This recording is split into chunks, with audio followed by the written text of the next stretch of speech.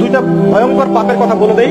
এই দুইটা পাপে যারা আসক্ত হয়ে আছে তারা তওবা করে ফিরে আসলে পরেও সারা জীবন তাদেরকে এটা সাফার করতে হবে। কথা বুঝতে পারছেন? তওবা করে ফিরে এসেছেন মনে করেন, তারপরেও আপনাকে সারা জীবন এই পাপের ফলটা ভোগ করতে হবে। এক, মাদকদ্রব্য দীর্ঘদিন সেবন করেছেন, তওবা করেছেন, ফিরে এসেছেন, আল্লাহ হয়তো মাফ করে দিয়েছেন, আল্লাহ পাক মাফ করে দিয়েছেন, বাট আপনি আপনার দেহের যে ক্ষতিটা করে ফেলেছেন এটা পোষাতে পারবেন। তখন আপনি যদি বিয়ে করেন আপনি স্ত্রীকে সন্তুষ্ট করতে পারবেন না। হ্যাঁ। 2 নাম্বার হচ্ছে এই যে গোপনে যুবকরা যে পাপটা করে, মাস্টারবেশন, যেটাকে আমরা বলি হস্তমৈথুন, এই পাপ যেসব যুবকরা করছে বা করে, এবং অ্যাভেলেবেল এই পাপটা সবাই করে, কারণ এখন পর্নের যুগ, পর্ন দেখলে তার কোনো উপায় নাই, তখন তো এই পথেই যেতে হচ্ছে, নিজের উপরে নিজেকে জুলুম করতে হচ্ছে।